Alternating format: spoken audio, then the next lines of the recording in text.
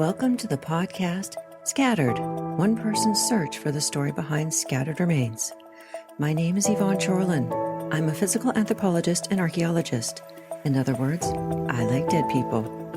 In this podcast, I speak about searching for and the discovery and recovery of dispersed remains from outdoor contexts.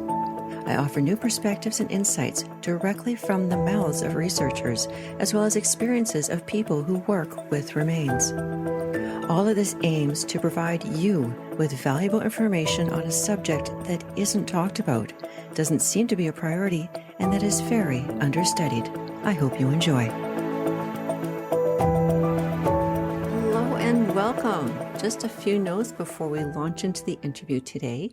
First, as of December 2022, this podcast has been downloaded over 60,000 times.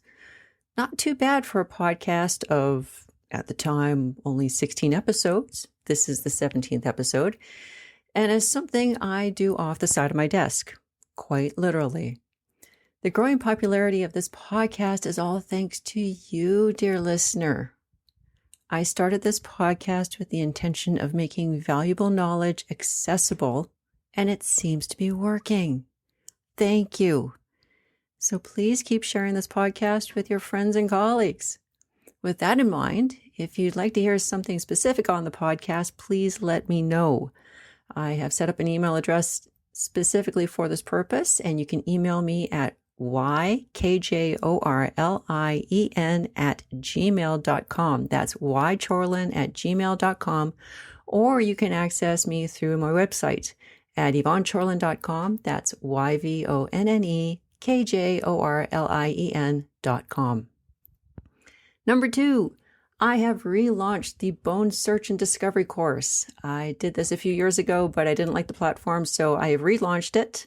And hopefully it is much more accessible and easier to use. This is a short course aimed to those who have never received training in how to search for bone and how to search for scattered remains, or for those who need a refresher. If you have been called out to a search for human remains and you either haven't been trained, or your training needs refreshing, or it's been old, or you just need a refresher.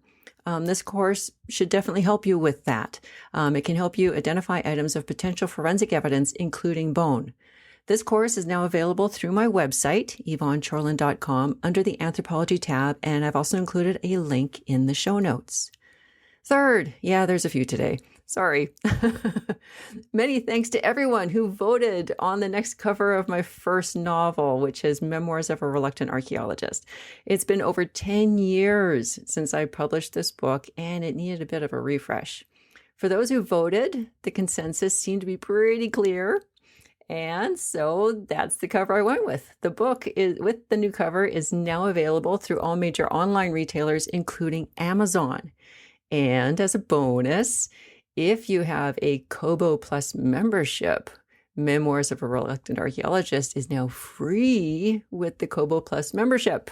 I've included a link in the show notes, but it is for a limited time, so go get it while you can. Number 4, I had a lovely chat with the gals at the Women in Archaeology podcast a few weeks ago. We talked about my research, what scattered remains are and why they're important, and I answered some of their very interesting and sometimes tough questions. You can hear me flounder and talk to them on their episode. Link is in the show notes. And lastly, but certainly not least, you may have noticed that this podcast is infrequent. This is in part because I'm busy and the people that I talk to are also busy. But more so because what we talk about on this podcast involves sensitive information. And I ask every one of my guests to review our chats before the episode goes live. And sometimes these guests are part of organizations that would also like to review the episode prior to making it live. And all of this takes time, but time that I hope you agree is worth the effort. As such, I'd like to give an extra special thank you to Andrew Burney of today's episode for taking time out of his schedule to talk to me about this topic. This episode took many months to coordinate, and I am overjoyed that our perseverance has finally paid off. And also, big, huge thank you to the Australian military for for their generous cooperation with this episode. So now, after much ado, here is my chat with Andrew. Introduce yourself and what you do, and especially coming in all the way from tomorrow, my time, all the way from Australia. I'm talking to the future. I love it. Thanks, Yvonne. That's the best introduction I've ever had, coming in from the future. It's and thanks for having me here and the opportunity to speak on your podcast. It's really nice, anyone who takes an interest in the work that we're doing, which we're really proud of, to be able to share some of it. I'm Andrew Burney. I'm the manager of the Australian Army's Unrecovered War Casualties team. We're a small team based in Canberra in Australia, responsible for finding, recovering and identifying the missing soldiers of the First World War, Second World War and Korean conflict from the Australian Army. It's something I've been doing for about 7 years now as the manager, but I've been around for, 13 or 14 years as an investigator in the team, with a real focus on trying to find, recover and identify those soldiers from around the world. It's a great role and a great team and a group of people who are really dedicated to what we do, no different to what I suppose a lot of militaries and governments have around the world. And I know that you've obviously spoken with our Canadian counterparts and colleagues and friends previously as well as part of your podcast series. So it's great to be involved and great to be able to talk a little bit about what we're doing. Yes, thank you. And I did kind of hear about you from our Canadian counterpart, Dr. Sarah Lockyer, who is the Casualty Identification Coordinator in this country, the one and only. So she said that she worked with you because you are also, well, Australia is a member of the Commonwealth, just like Canada is. So it requires a lot of coordination and working together in order to find and recover and identify remains from the past. Yeah, I think it's a really interesting link to our shared history around the world. And like I said, most governments and indeed most militaries have a team like this. And I think there's something really nice about the fact that this remains a military task. This isn't a role for a museum or necessarily, I guess, community groups, although we work really closely with committed community groups and we see this as work for the nation and all who are interested in this work. But ultimately, I think there's something nice that militaries look after their own. Some people ask why we do this work and they say, well, why are we still doing it 100 years later? And I can tell you there's some really good reasons, but first and foremost, there's an obligation for the belligerents of a conflict to take care of their war dead in accordance with international humanitarian law. And there isn't an end date on that. So we can get into the technicalities of international humanitarian law, but it doesn't say that stops after 5 years, 10 years, or 100 years. The responsibility remains. I think morally, we like to have that sense of taking care of our own. We didn't know these soldiers personally, but it's still the Army looking for and taking care of its own soldiers and their human remains, well over 100 years past in some cases. But probably more importantly for me is that when we go out to talk to families and we might be sourcing DNA samples or comparison family reference samples, in most families, in most cases, when you call people thinking this will be difficult, they won't know anything about it. It's a distant great uncle or a distant great great grandfather now in some cases.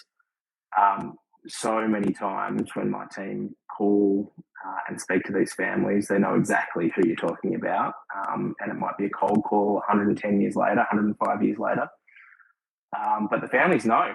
And they are impacted by this. I've stood at the graves with the families of those impacted, and they didn't know them personally in most cases, but they are still really impacted. They cry at the grave sites.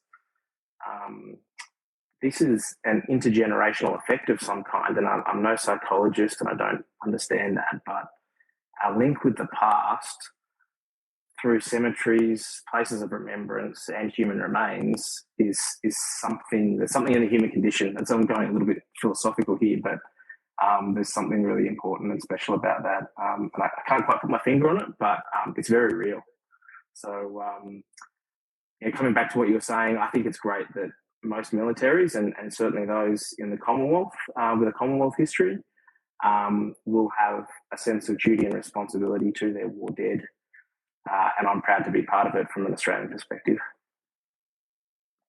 It's amazing that, as you were saying, the families, how many generations now removed from these people that died during, First World War, Second World War, what have you, there's still that very tangible connection. Even if they didn't, know them personally, there is that deep connection. Absolutely. It's either through a photo on the mantelpiece, it's through that one person in the extended family who has taken a great interest in the family history. Or now we see cases of, perhaps people into their middle age, but they remember their great aunt who, for example, would cry at Christmas because she was missing her older brother. Or they remember their mother who was greatly affected by the loss of perhaps a first husband or their husband. They'll remember that, and they feel a really great sense of duty and pride to their families, and usually people they haven't met themselves. Sometimes they have. We are still connected with these people, but in many cases not. But they still feel a real sense of duty, I think, to those people, the sacrifices they made. And making sure that if there is an opportunity now to identify them or to find them, that opportunity isn't squandered and that somebody cares. I think that's really important. It's really important for those families that are impacted. They often don't know how important it will be until it happens, and we don't get enough done. We can't get after as many as we'd like to, but when we do have a connection with the family, you can see that it is important to them and it is real. So, if you can give me an idea of how many missing or unidentified remains that your unit kind of is looking out for or is responsible for. When I was talking to Dr. Sarah Lockyer, there was still tens of thousands missing from the First World War, Second World War, but she and her unit were primarily looking at a specific location in World War One. But that isn't the case with you and your unit. You're looking at many more countries, many more locations, a longer time frame. On Papua New Guinea, Singapore, Malaysia, as well as North Africa and some in Europe as well. And then we have over 40 in the Korean conflict, although that number does include our Air Force losses. But from an Army perspective, it's over 20 from Korea, most of whom were last seen in what is now the Demilitarized Zone, making access very difficult and a pretty political task. Now, compounding that, there's also 9,000 Australian soldiers who are buried as unidentified soldiers around the world. You can't do a pure comparison. You can't simply say, well, if it's approximately 25,000 missing and approximately 9,000 buried as unknowns, then your number is the delta. But it gives you a rough figure of what may still be out there to this day. But yes, the Australian Army fought extensively, particularly through Papua New Guinea in the Second World War, which is a bit of our significant part of our national folklore. Places like Kokoda had significant losses with the fall of Singapore and Malaya at the time. The Thai-Burma Railway, death camps, forced marches, significant numbers with no known grave from that part of the conflict. We've worked throughout Papua New Guinea for well over a decade. My predecessors in this team also worked extensively to help with the recovery of the last from the Vietnam War as well. So between the end of the war and up until the early 2000s, there were 6 missing still from Vietnam, and our team assisted with or led the recovery of all 6 in the end as well. That's going back away now, but some work that the team is rightly very proud of, and had a very strong connection with families and current servicemen. That was all wrapped up sort of by about 2009, 2010. And so now our most recent losses are from the Korean War, and we continue to work really closely with families, ex-service organisations, veterans from the Korean War, who we continue to work with to try to do all we can to find, recover and identify from that conflict, as well as the First World War and the Second World War.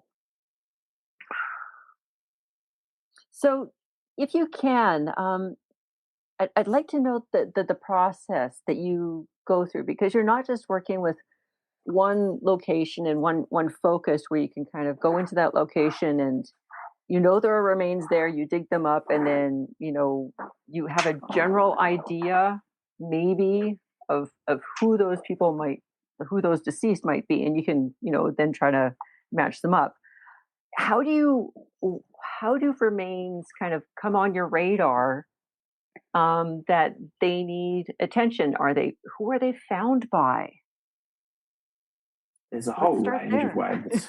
Yeah, they come in a whole range of ways. It could be from a private researcher or our own research, coming across a record, a map, a witness statement, which might provide some specificity, which would allow us to investigate further. It may come from a landowner, local experts and people who have taken an interest in their own local history, and particularly Australia's part in that area. If Australia had previously been a combatant across someone's land, or a local government official or mayor may take an interest and be able to correlate some part of the Australian Army's record or history. It could be a note in a service record and file, an individual's record.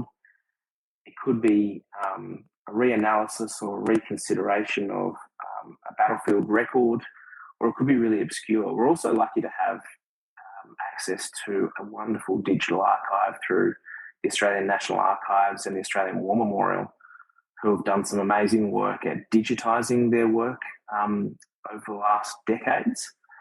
And for me, that's really democratised the access to information and meant that those people who are passionate about Australian military history, and in particular our angle of it, which is the missing, are able to spend their nights, their time off, their weekends, or if they're lucky enough to be retired, all their time researching where our soldiers were missing. And they'll often flag key notes to us and give us pointers, flags, suggestions and ideas as to where we could or should look.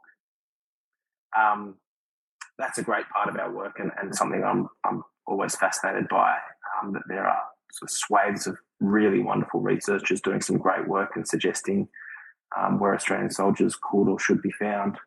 But then there's chance finds. So in Europe, it's usually digging works. It's gas pipes going in, or it's water pipes going in or being serviced is a pretty common one. I think one of the most interesting ones we had come forward was rabbits digging in the side of a hill, had been digging burrows and had kicked out human remains as part of their burrowing, which led to then an investigation by the Commonwealth War Graves Commission, who were there at the time, who then recovered those remains in France and alerted us to them.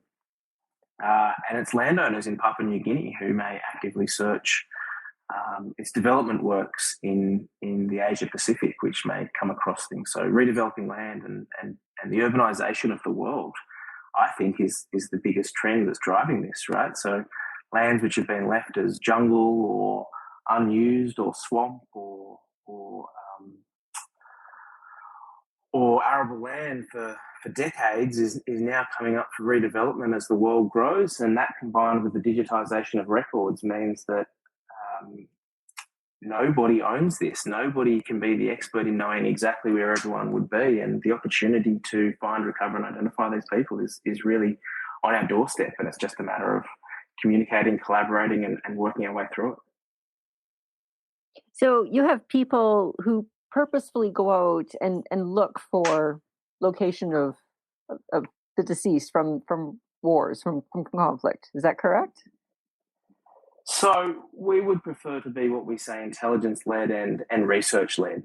So while I guess the natural inclination is to think of us as a team of sort of going out and searching, the reality is that all of the information we can find is largely based in records, and we have to first make sure that any fieldwork activity we work towards is supported by evidence and is justified from I guess a government funding perspective, making sure that what we do is value for money for the taxpayer. We don't encourage anyone else to actively search for human remains of Australian soldiers. We prefer to do that work with the appropriate controls, with qualified recovery experts, with qualified people taking considerations to avoid contamination, site contamination, or disruption to the site, or any artefacts or DNA which might help us subsequently identify the soldier.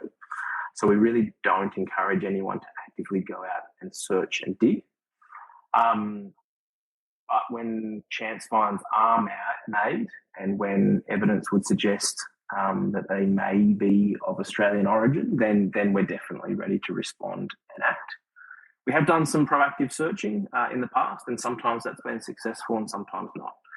So we could pull together a great brief of evidence and go through the records, the maps, the witness statements, and sometimes that turns out to be highly successful and other times not. So, for example, the work for the Fromelles mass graves, 250 Australian soldiers were found in mass graves just outside the village of Fromelles in France.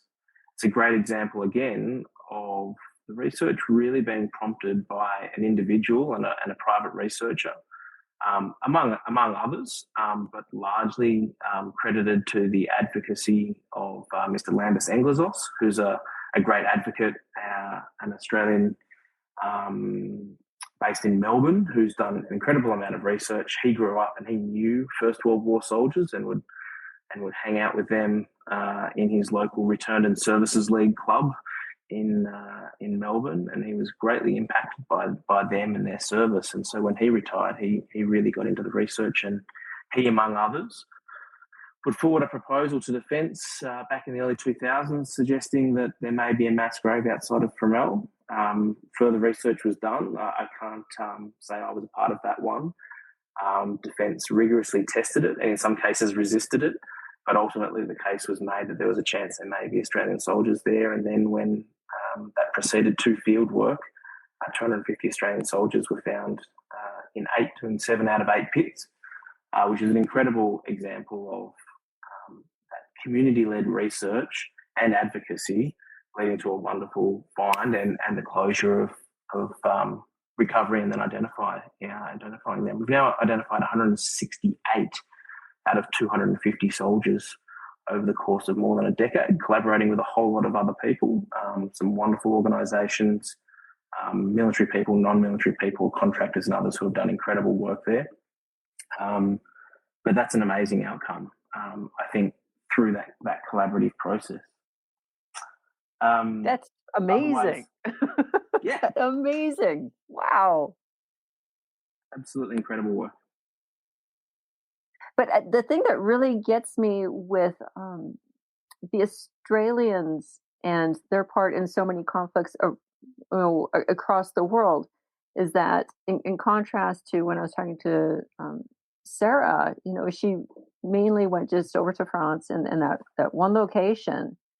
And so, even just the logistics, flying from Canada over to France, that's not a short trip. You've got to plan for that and make the most of your buck if you're going to be flying between Canada and France. But working with your Australian unit and all these different locations over different time periods, that would be a logistical nightmare if you had to fly everywhere and check out, all the local research and do the field work and whatever. So the collaborations really help you logistically? It's the only way we can do it. It's not just the logistics of physically going to these places, it's the volume of records to go through from this number of conflicts is just incredible. And like I said, a credit to other agencies who have digitised so much of it. But there's no way, even with a large team, we could read it all, digest it all, and try to triage where we need to be. It's a collaboration approach and taking those leads and trying to join the dots. We've tried to systemize it a little bit as well. One of the principles I'm proud of saying we follow is that there's equality in death. So we don't progress cases based on any soldier's rank, any individual awards they may have had, and there's no priority of effort given to one conflict over the other. We prioritise our efforts on where is the best chance of recovering an Australian soldier.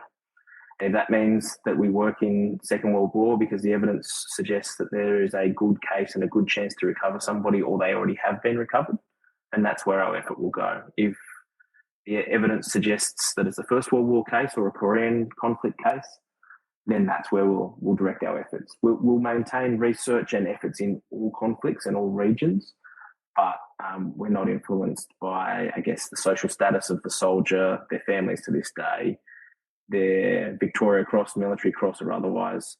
It's all about evidence and triaging.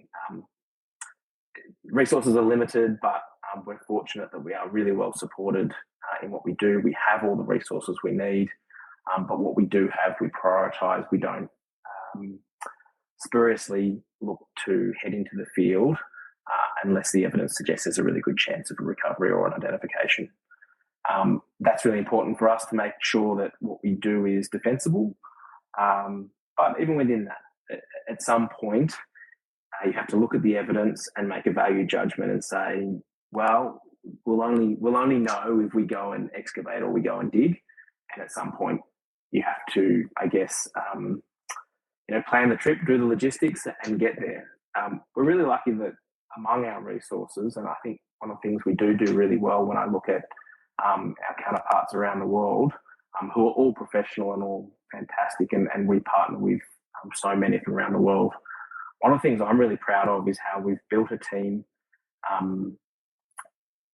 based on really different employment categories. So it's not about having a large full-time team. We don't have a full-time need for some of the scientific specialists that we have in the team. But we've built this great collaboration between bureaucrats, military uniformed people, both full-time and Army Reserve, and in fact Defence Reserve. So we've got Air Force Reserves, Navy Reserves, and these are people we can bring in on a daily basis or for several weeks to support an excavation, who are flexible. We've also built teams of volunteers and teams of academics who have supported us in their work, in some cases for well over a decade. Building that team and respecting people's individual differences, respecting what they bring to the table, their availability, and then planning that into our work program is something I'm really proud of in what we do in our team. So we don't have a need for a full-time archaeologist, but the Air Force has a reserve archaeologist. The local Australian National University has some archaeologists who have time they can share with us from a community outreach perspective, and we've built great relationships with them. Building those relationships and being able to do that field work means that we can prioritise our resources. We don't have people sitting around without work to do, but we can access all the skills and expertise we need when we need them. And they're a wonderful team, and just bringing them together. And they're from all over Australia, and now, in fact, all over the world. We've got team members spread as far as Scotland through to Perth in Australia. We've had them in the Philippines. We've had team members working out of Korea, and it's about, I guess, flexibly employing people and then bringing them together for the work we need when we need them, and then letting them return to their other duties when they need to. So that's one thing I think I'm really proud of. That combined with them trying to harness the community efforts like those from, like I mentioned with Lambus from Fromell, the Fromell Association, and groups like organisations. There's some wonderful private research groups who are just fascinated by this work and will contribute with their own resources, time and effort. And I look particularly to those like Fallen Diggers Incorporated, which is a great organisation doing some great research into missing soldiers and trying to match, in many cases, those unidentified soldiers who may have some records about where they came from or what was found with them, and trying to match that to the missing soldiers. And then I'm looking at other great researchers like Len Kelly, who's an individual in Queensland here in Australia who just dedicates so much of his time and resources to trying to find other sites of interest around here, among a whole group of other dedicated researchers. I couldn't name them all, and I wouldn't try to, but we're just pleased to be able to partner with them. Wow. So how do these collaborations really help you in difficult situations? Because you mentioned Korea and the Demilitarized Zone. Yeah. So what about How are they? Yeah. How are they impacting you? Or are they helping at all? Are they able to help at all with situations like that? They are. I'd like to talk. I'll talk about Korea, and I'll talk about a wonderful body we put together a few years ago, and it's called the Korean War Missing in Action Working Group. It's a collaboration among families of the missing, veterans of the conflict, ex-services organisations, so associations and unit associations and veterans groups, ourselves, the Australian Air Force, the Royal Australian Air Force, at times the Royal Australian Navy, and other government agencies that are interested in this work. There was a sense of some frustration that perhaps not enough had been done. That was a view among some of the families in particular, to try to find, recover and identify those from the Korean War. And that was, I guess, a view going back over a decade ago. And so to try to help tease out all the information that was available and demonstrate what we are doing, would do and could do, this working group was established, I think goes back to 2015 now. What's been fantastic there is that obviously these families who are so invested and interested in their missing loved ones had done so much research, and in some cases had family stories. They had the stories of what a comrade may have told their mother when they came back about a missing service member, what they knew. That might not be on our records. They'd already been through all the records, they deduced things, they produced maps, they knew a whole lot of information. And it would be pretty wasteful of us not to tap into that and to respect and honour that incredible work that had already been done. So we started working through what we could do together as a collaborative effort. And certainly when I came into the work in 2017, there was great work already underway, but a few things we managed to get up over the years, which have been really good and would not have happened if not for this collaborative approach. These include the construction and signing of a memorandum of understanding between the Australian Department of Defence and the US Department of Defence, looking to collaborate on matters relating to the Korean War missing. A few years later, we also produced an MOU between us and our South Korean counterparts, who are actively searching the Republic of Korea for their own missing and may encounter some Australian missing as part of their search. We've exchanged family DNA with both those organisations, so that should they come across an Australian in the pursuit of their own objectives, they would then perhaps run a DNA search and get a hit against an Australian family, which would then trigger a potential identification. Nice. We've also been able to take families of the missing to see our US counterparts and visit them in Hawaii, and they were nothing but gracious hosts and very transparent and open in sharing what they're doing. There is a belief that there is at least a possibility that perhaps one of the Australian missing from the Korean War may have been collected as a misidentified US unidentified. So making sure we cover off on that possibility is really, really important.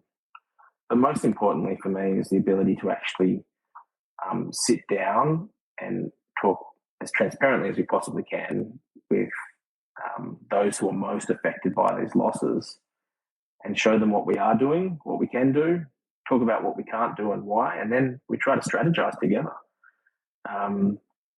There are veterans who were there, and what we learned from them and making sure we record that is just absolutely vital, because it may be a key piece of information that is useful in the future.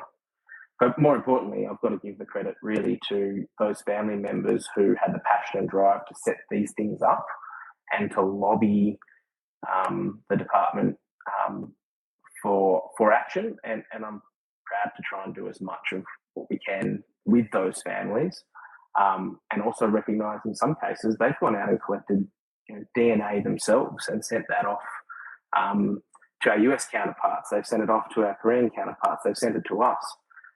So going back 10, 20 years, what we've been able to move forward with has been really great. And I think we're going in the right direction.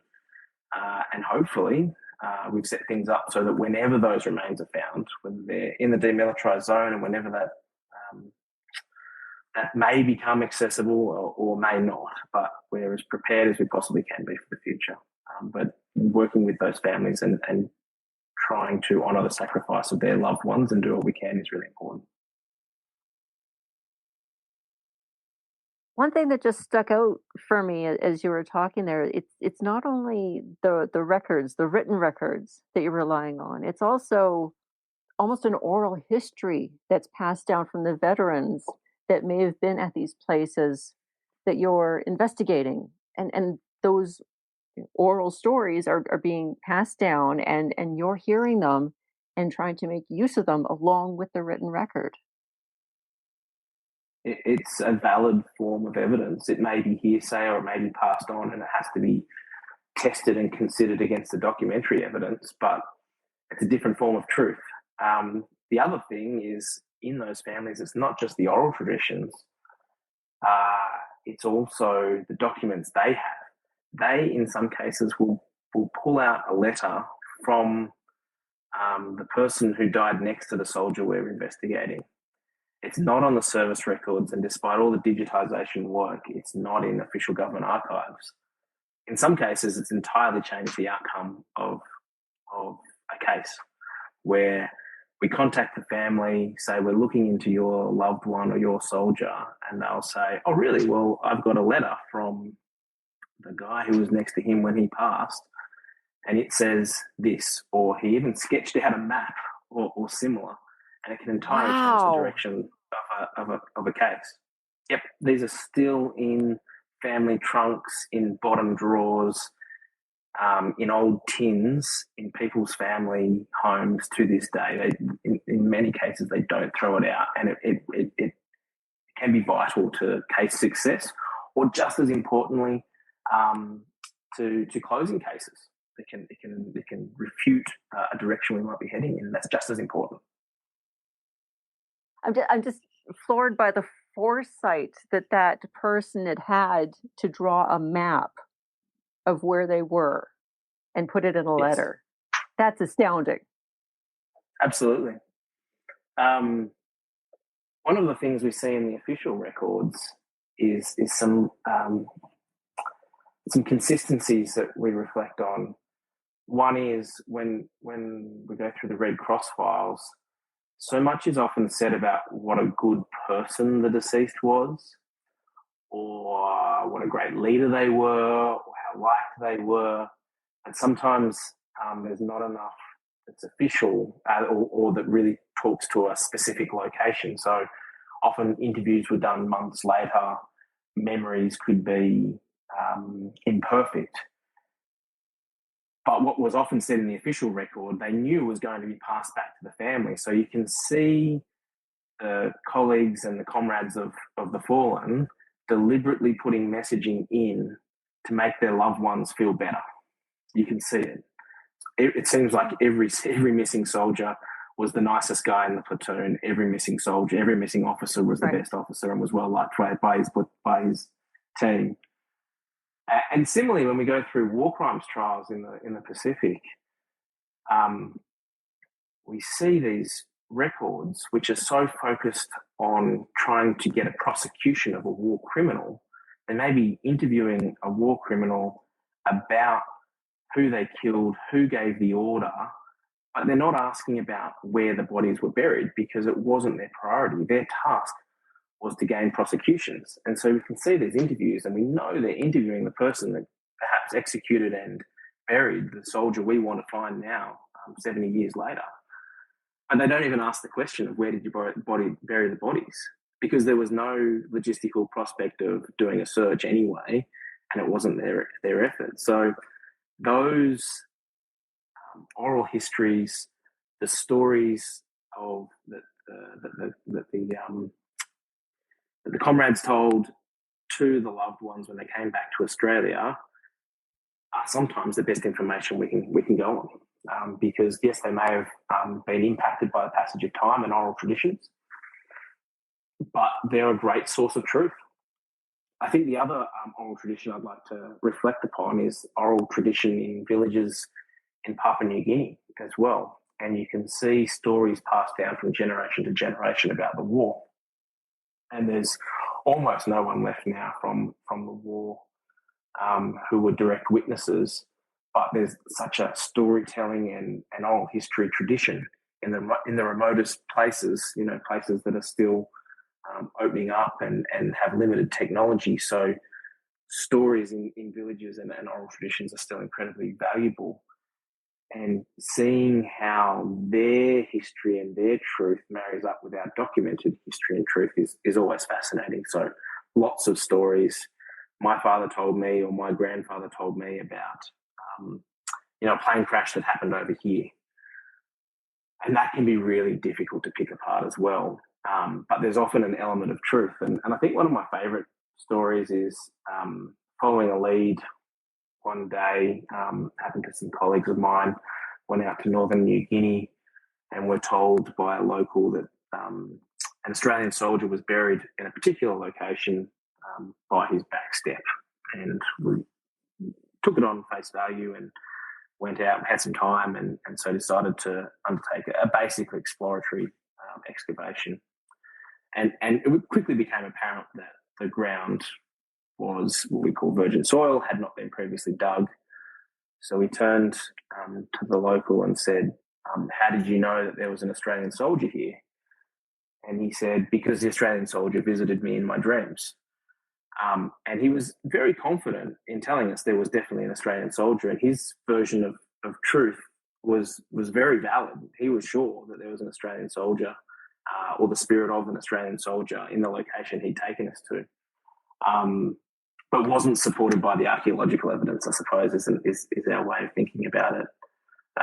So that's another aspect we like to think about, and different aspects of that oral tradition and respecting it and honouring the truth that comes with it, because there's been other times when stories passed down through the generations have directly resulted in the identification of soldiers. So we really, really love working in PNG and with all of our friends over there. Yeah, because one of the big things with oral histories is, yes, some of it may not be supported by archaeological or historic evidence or what have you, but how do you know which is which? And you don't know until you go out and you attempt to find evidence to support that oral history. So you just kind of have to dive in and go for it. Absolutely. And build strong relationships and spend time in what they call house winds and negotiate with local chiefs and the chief of chiefs and sometimes the chief of chiefs, and working really closely with people and gaining their consent to work in their lands. and marry that up with what our records suggest and what their history suggests, and how they'd like to work with us is really important. There's opportunities in up there as well to work really closely with, I guess, those who were our allies at the time, and even those who were our enemies at the time, but who are now our friends. So working in partnership with the Defence POW MIA accounting agency, our US counterparts, as well as with Japanese counterparts, is such a great opportunity. And then to learn from them and how they work in the Asia Pacific region, and in some cases work with them and local authorities. We're now into a space where we're even providing, through some of our anthropologists, the opportunity to provide some training to local authorities to help us with photographing any finds they may come across. And in some cases, coming back to your point about logistics earlier, we've been able to train local authorities in how to photograph skulls from particular angles, which can then help our anthropologists make, I guess, remote indicative assessments on potential ancestry of remains which may be found,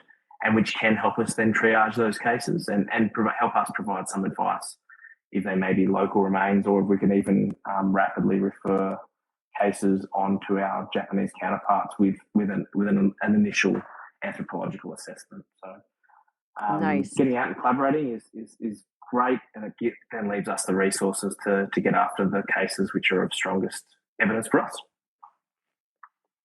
Nice. Okay. Well, I'm conscious of the time, so I'm going to ask you one last question, and unfortunately, it might be a little bit difficult.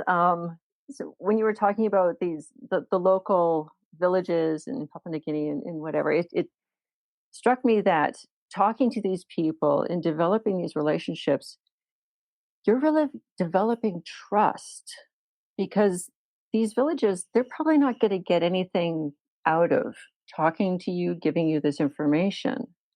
And so, really, what's in it for them? They're telling you a bunch of stories, but for you and the next of kin, there's a lot riding on getting these stories, hearing them through, getting the accurate story, and then getting the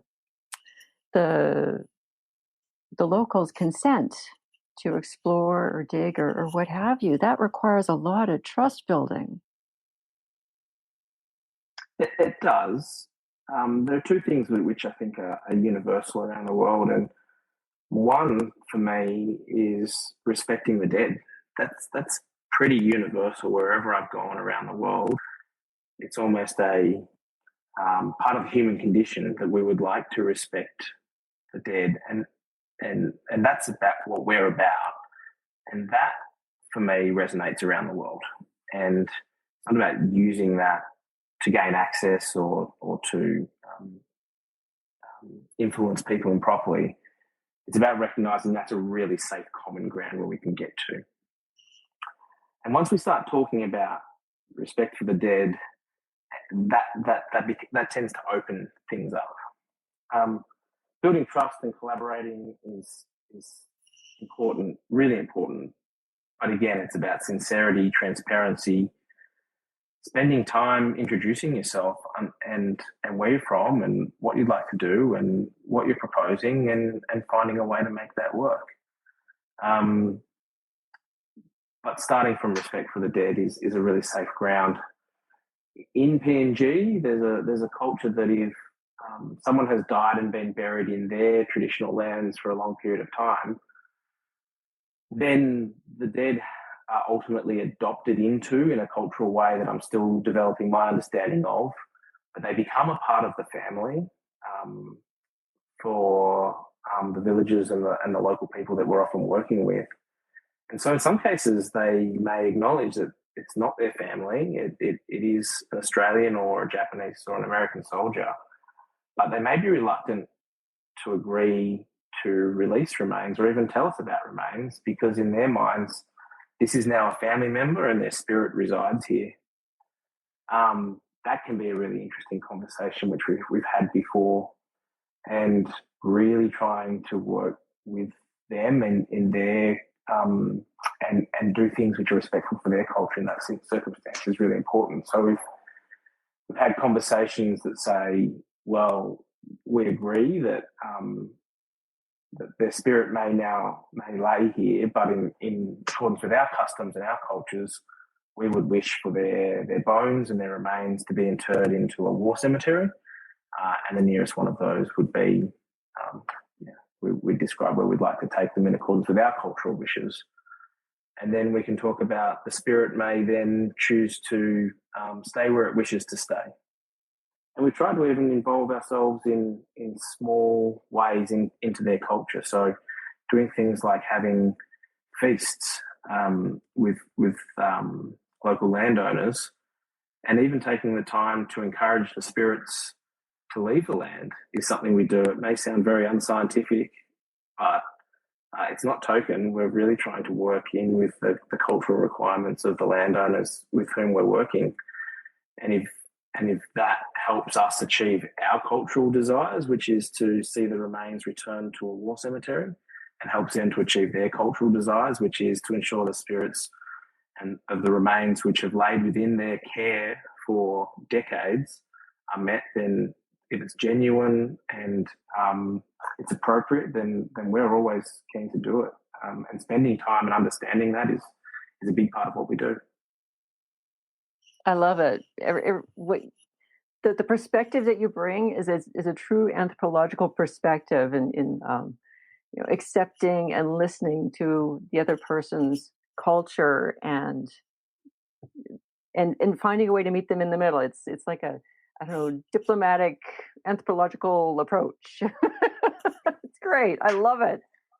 It's a real privilege to be out doing it when we can get out and do it. So just working with people around the world and sharing that respect for the deceased is it's a real joy to be a part of, to be honest. Yeah. I hope you've enjoyed listening to this episode. Please leave a rating or review and share this episode and podcast with your friends, family, and colleagues.